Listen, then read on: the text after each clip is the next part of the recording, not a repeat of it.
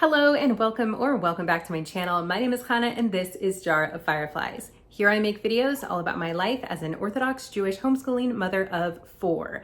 And today we're going to be talking about our homeschooling from this past year and what are our plans going forward.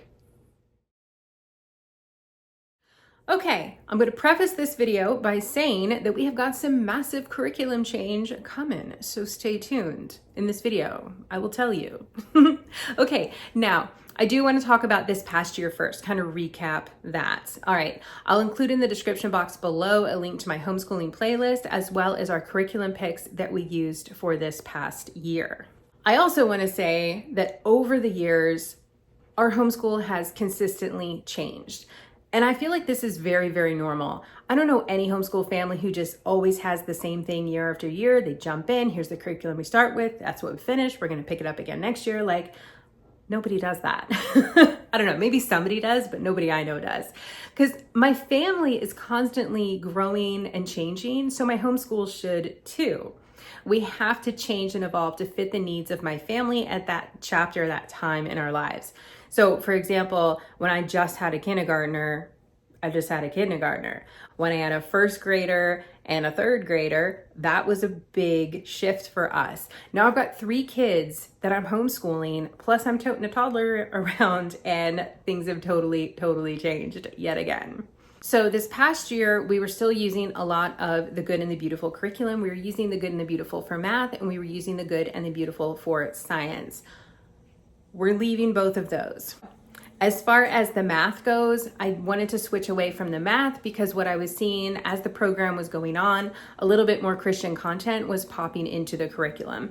And we are not a Christian family, we are a Jewish family. So that Christian content, like, it's easy enough for me to edit out, but now that my oldest is doing the video lessons with that, it's a little bit harder unless I'm going and listening to each of those lessons first. And I would rather just not take the time to do that. I'd rather spend that time with my kids or doing some other work around the house or whatever, like not listening to a math lesson to see if it contains the Christian content or not. It's still a great program. I really do like their math program. It's just not going to be a fit for my family. As far as the science program, again, I really love their science program, but it is in unit studies. And I would like to get away from the unit studies and just not do any more unit studies really in general. And what I want to do is really work with a curriculum where I can see the end goal. I'm not just trying to fit in things and input knowledge into my kids. I want to see an end goal product, basically. I want to know, like, what am I supposed to get at the end of the line? Where is this program going? And I don't really feel like unit studies can do that. They can't really tell me this is where you are when you complete the program, because it's not really a program. It's like, here, choose off of the cafeteria. You know, go pick what you want. It's not like if you eat all of these foods, you'll end up like this. It's, you know what I mean? Maybe that's a weird analogy, but yeah, I just kind of want to get away from the unit studies-ness of it all. So that's kind of the same with the Simply Charlotte Mason that I was doing, because again, that's all pretty unit study-ish. We still love the Bob books. Those are working great for us, and the Pinwheels program that we use for reading. Those have all worked really fantastic for us. I now have 3 readers in the house, which is super fantastic. So all my kids now know how to read except for baby Firefly. And that was kind of the goal for this year. I'm still keeping with my Hebrew reading stuff. I do have a new one though that I'm adding on for my oldest because he's definitely at a more advanced level of Hebrew because he's gotten through everything that we have done already. But for the younger ones, I'm still keeping with the same books and workbooks and things that we've been using in the past because I think they work really well. Okay, let's talk about history right now. We have been using Story of the World for history, and I know I talked about this earlier this year about my complete disappointment with the final book in that series, which just kind of made me rethink the entire series. And so I don't know, I don't want to use Story of the World anymore. I really did enjoy the living book aspects of it, the way that it tells history through stories. I just really didn't like the way that it was covering modern history, so I ended up making up kind of my own modern history program to finish up the end of the year. I just found really good picture books, really good stories, really good fact-based books that I was going over with my kids to cover certain key points leading up to modern times and throughout more recent history of our world, so that my kids could really get an understanding kind of where the world is now over the years from beginning to where we are now. Could we cover everything? Absolutely not. History is massive, and the more times that we cover it, the better. And we will continue to cover it over and over again cyclically, and that's fine. Okay, so let's talk about group lessons. One of the things this past year, which I was really getting into, is having all of my kids doing a lot of group lessons together. We were doing science together. We were doing history together. We were doing geography together, poetry, any of those subjects, art study, all of that we were doing together. So that really saved a lot of time in our school day because I wasn't doing multiple histories with different kids and, spending 30 minutes here with this kid on history, 30 minutes with this kid doing a different period of history, etc. I was just doing one chunk with all of the kids for a lot of different subjects. And that was really fun. And we all loved it. We loved being in that group environment. We loved all of the learning together. I loved how much time that we were saving. But that does have its downside. Okay, if one kid is not available, we kind of can't do the lesson for anybody. And this was not a problem at the beginning. It was working out great at the beginning. But as the year was progressing on, I could see where as a whole, we were all being held back wherever one kid was not available. So it's not like if one kid has a dentist appointment, that's not a big deal because we can come back and do the school in the afternoon if the dentist appointment is in the morning or whatever. Try not to schedule stuff in the morning because that is our school time. But basically so for example, one of my kids went away on vacation with my husband. They went to some weddings in New York and just spent some time with family up there, and they were gone for about 2 weeks.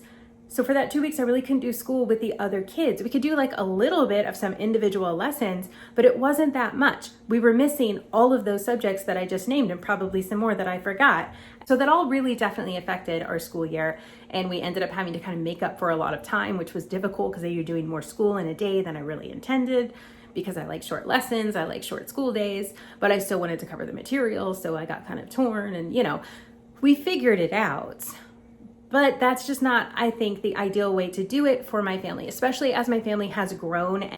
We can't do it all together because, again, that one child gets sick, nobody can go to school. The one child is out of town and nobody can go to school. It just sort of throws everything for a loop. So we're not going to be doing the group lessons anymore. Does this mean we're never going to do any school together? No, we're still going to do stuff together. We're still going to have family read alouds. We're still going to have all kinds of stuff that we just do as a family through life where we're learning. But we're just not going to do those formal lessons together anymore. All the kids are going to be on their own track. So that way, if one kid is out of town or not feeling well, I can still get everything done that I need to with those other kids. And then one day when they're not feeling well or they're out of town, the other kid will catch up who was out. But everybody's just going to be kind of on their own track. So I just think this is going to be a more sustainable model for our family going forward in the future. Is it more work for me? Sure. Do the kids care? No. But it's really what's best for my kids, and homeschooling is 100% my job. It's my first priority. It's my job.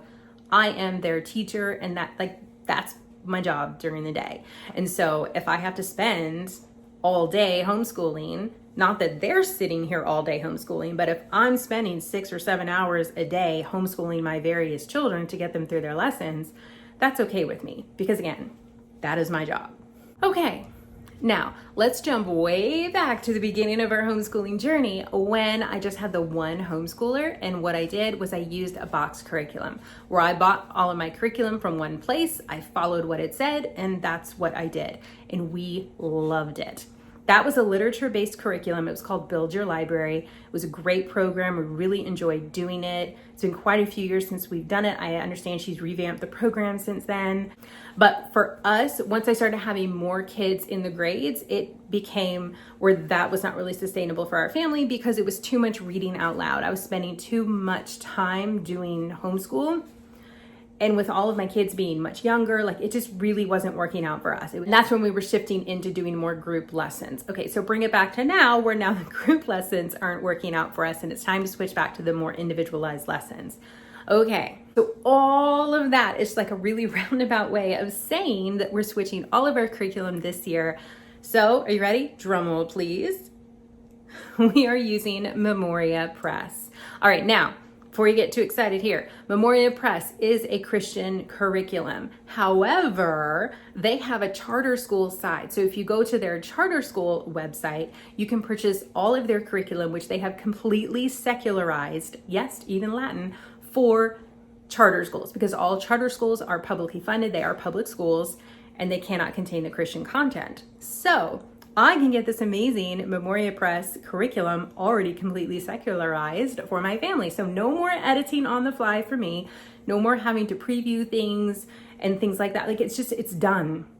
It's done. I can just open it and go. I don't have to spend hours and hours of planning. I don't have to sit there on Saturday night and plan out my week ahead of school. Like, it's all done. And I'm so excited. Did I still edit a little bit of the curriculum? Yes, but that's okay. So Memoria Press is a classical education, just a very traditional classical education. And I'm really, really excited about that. We've always been, as y'all know, like really pretty Charlotte Mason, which is a kind of classical education, but this is like a more, I guess, textbook version of classical education, meaning that like more of like the textbook definition of classical education. Charlotte Mason, I consider to be classical education. I don't know that everybody would consider that to be classical, but Memoria Press is a little bit more like academically rigorous, a little bit less of like the nature study and the frolicking in the woods than Charlotte Mason is, which I love those aspects, and we still will continue to keep those things in our lives, but you know, just not as part of our school day per se. Now, this curriculum, of course, is very different than anything that we have used before. So I did order some of the items from like the current year that my kids are currently in to kind of make sure that they're on target before I order like the whole curriculum for next year.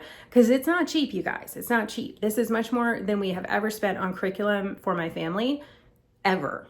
And I'll go through a whole video once I order it all and show you guys. But anyway, so we got some of the things that would be like this year's for my kids to go ahead and get started and kind of dive in and get used to it, which I'm really glad, because one of the things that I got, like I ordered the writing program for my oldest and I showed it to him. He's like, yeah, no, I can't do this.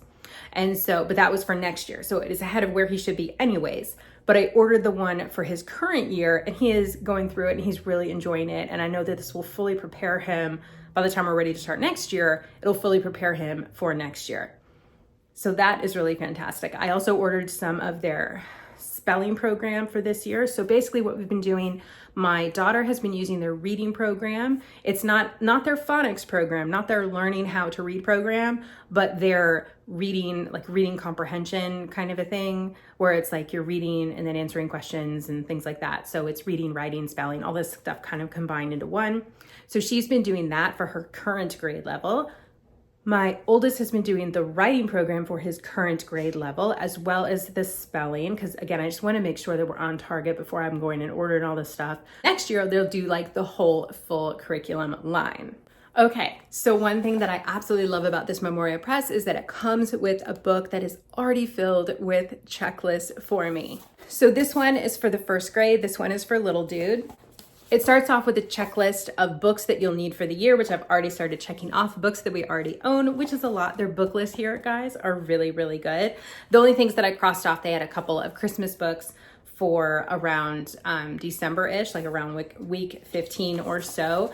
So I just didn't do those.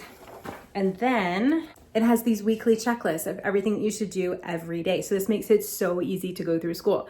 So for first grade, I had to add in 2 more rows because the math program that Memoria Press uses is not secular. So they just didn't include it here on their charter side.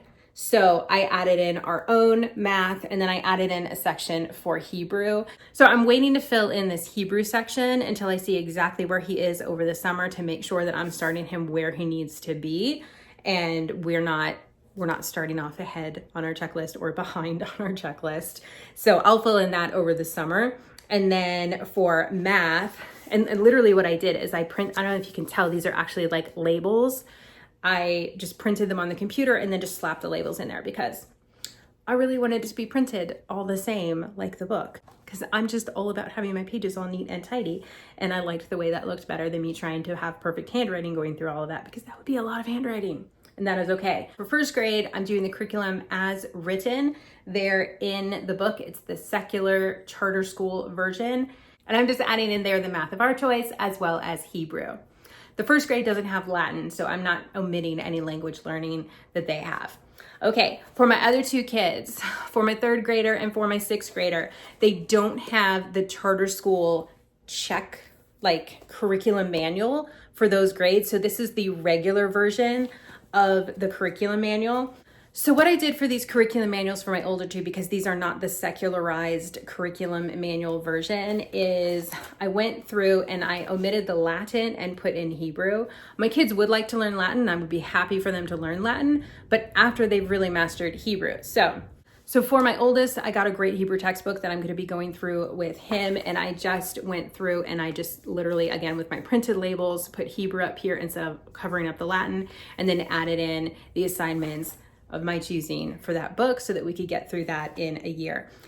Okay, and so then for the math, because again, the math was not secular for this program for Memoria Press, the math that they used is, I think it's Mennonite, but it is not secular. So I just put in my own math program that I'm using for my kids. They've got different math programs for different kids. So anyways, I just figured out my lessons to get it done in the time period of this curriculum and added those in so that we can just have those as checkboxes too.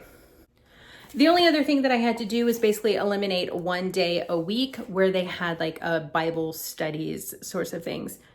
We just don't need that. I will teach them Torah on my own. I don't need a checklist for that. So we kind of just cover that in our lives throughout our week. We learn Parsha together, such. My son's learning Gemara with his various rabbis. And anyways, so we just don't need to have religion at all in there. That was really all that I had to take out. So that was super good. So that was for the 6th grade, and for the 3rd grade, those 2 little changes that I had to make. Well, 3, yeah, 3. Eliminating that one day of Bible studies, switching out the math curriculum, and switching out the foreign language. Okay, so that is the curriculum recap / update. I'm really excited to make this massive change for our family for next year. Very curious how that's gonna work out. Homeschooling is not easy. Like, it's not supposed to be easy, you know? It is not an hour a day. It's a full-time job, and that is good. It is okay. So I will do a full video of curriculum picks. I'll go through all the curriculum stuff that we are going to be using and show you guys everything. I'll show you the math, I'll show you the Hebrew, I'll show you everything. It's gonna be great in a future video once I've ordered everything. Because I have not yet ordered it all, it's just not all here. I've ordered a few bits and pieces because I wanted to really get a solid look. That's why I ordered these curriculum manuals already, because I wanted to really look through, I wanted to really see how it was set up for each kid, what the days really looked like, what the program really looked like. I really wanted to see, you know, what it was all about to make sure that I was making a good decision for our family. And the fact that they just already have it laid out like this in a manual is so great. I also really appreciate that it is spiral bound, because I find those much easier to work with, especially for something that I'm having to write in because it's checking off things in a checklist. Okay, so more on that as I order stuff later on in the year. As soon as I get it in, I will make a video and show you guys all of that. For now though, it's just, like I said, not here, and I'm not ordering right now because, like I said, it's pricey, and we're gonna wait just a little bit to make all of those orders. All right, so that is my big homeschool update recap thing for now. More to come on that. And that's the end of this video here for today, and I will have more for you, hopefully a day in the life coming up soon. And yeah, that's what I got. Okay, so that is going to be today's video, just giving you guys kind of a little recap of last year, where we're going, homeschool changes, all the homeschool things. More to come on that homeschool stuff, but not in my next video. We'll do something else fun, day in the life, Q&A, not sure yet, but we're gonna get it done. You know, we haven't done a Q&A in a while. Someone mentioned that the other day, and I looked back, and I think it's been like 6 months. So we are due. We're due for another Q&A. Okay. All right, with that, I am gonna go ahead and close this video here and get back to it. Baby Firefly is asleep. I'm not sure for how much longer, so I wanna go get as much done as I can before he wakes up. Please give this video a thumbs up if you enjoyed. It helps my channel out a lot and helps me know what kinds of videos you guys like to see. Drop me a comment down below. Let's get that conversation started. And with that, we are done. I hope you guys have a fantastic rest of your day, and I will see you in my next upload.